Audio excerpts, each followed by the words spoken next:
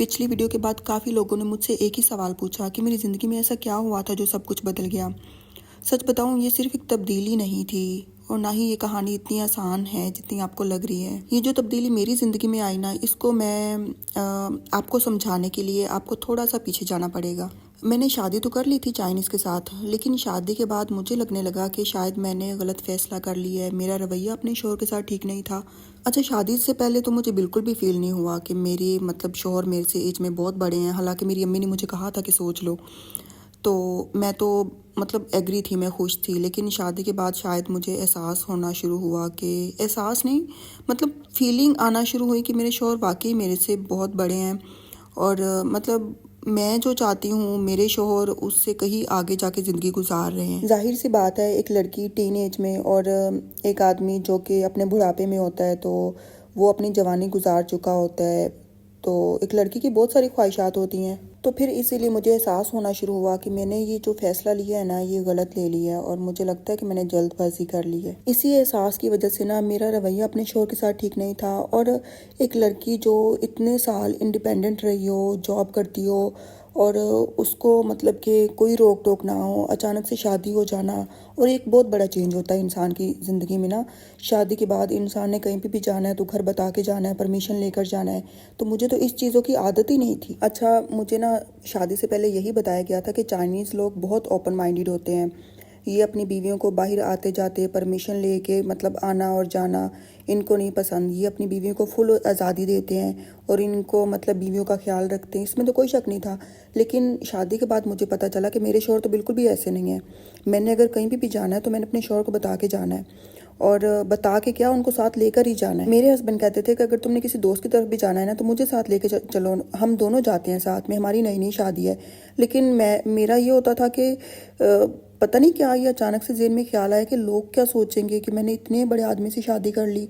तो मुझे कि एक वो फील अजीब सा आना स्टार्ट हुआ ना, और ये सब शादी के कुछ महीने बाद ही शुरू हो गया था। और सच बता रही हूँ, मेरे शौहर का इसमें ऐसा कुछ नहीं है। मेरे शौहर ने मेरे साथ बड़ा अच्छा रवैया रखा।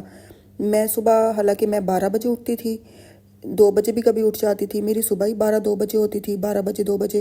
तो मेरे हस्बैंड उठ के मेरे से पूछते थे कि तुम क्या नाश्ता करोगी, क्या खाओगी। मैं किचन में जाती थी तो फ़ौरन मेरे साथ जाते थे कि मैं बना दूँ तुम्हें नाश्ता। तो आहिस्ता आहिस्ता टाइम गुजरता गया, ये सब होता। अच्छा, मेरे हस्बैंड कहते थे कि रात को जल्दी सोया करो और सुबह जल्दी उठा करो ताकि हमारी रूटीन सेम हो, और ये इंसान की सेहत के लिए अच्छा भी है। सुबह उठा करो, बाहर धूप में बैठा करो। लेकिन मैंने कहाँ ही उनकी बात सुननी थी। खैर, टाइम गुजरता गया, मेरा तो रवैया अपने शौहर के साथ बहुत ही बुरा होता गया ना साथ टाइम के साथ साथ। जाहिर सी बात है, मेरे शौहर भी इंसान थे, वो बेचारे भी तंग आ गए, उन्होंने भी गुस्सा करना स्टार्ट कर दिया मेरे पे ना। तो कि हमारा तो रिश्ता भी ख़राब होना शुरू हो गया ना। पहले तो सिर्फ रिश्ता मेरी तरफ से ख़राब था, अब दोनों साइड से रिश्ता ख़राब हो गया। तो बस फिर एक दिन ना मेरे हस्बैंड ने मेरे साथ बहुत गुस्सा किया, बहुत डांटा मुझे।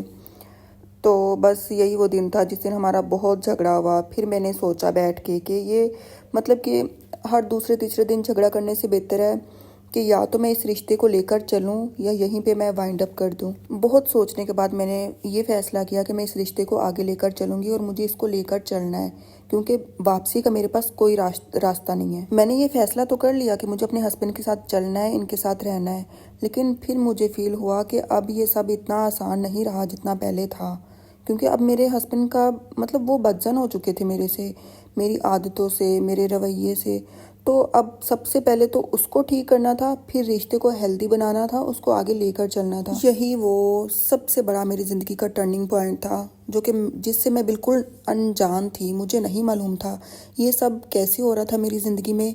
मैं बस चलती जा रही थी। मैंने फैसला ले लिया था। मैंने बड़ा सोच समझ के फैसला लिया था, वो वाला कुछ भी हो जाए मुझे इस रिश्ते को लेकर चलना है। तो मैंने हिम्मत नहीं आ रही, मैंने बहुत मेहनत की, सेक्रीफाइस किया, बहुत कुछ किया। वो कि वो सब अमल भी मैंने किए जो मेरी तबीयत के ख़िलाफ़ थे। मैंने खुद को तब्दील किया। मेरी अगर आप पिछली वीडियो में जाकर देखेंगे ना, तो उसमें मैंने ये डिटेल पे बताया है कि कैसे मैंने खुद को चेंज किया। यहाँ ना मैं आप लोगों को एक बात वाज़ह कर देती हूँ कि मैंने अपने शौहर की तब्दीली पे ज़ोर दिया था जब कि मुझे समझ नहीं थी।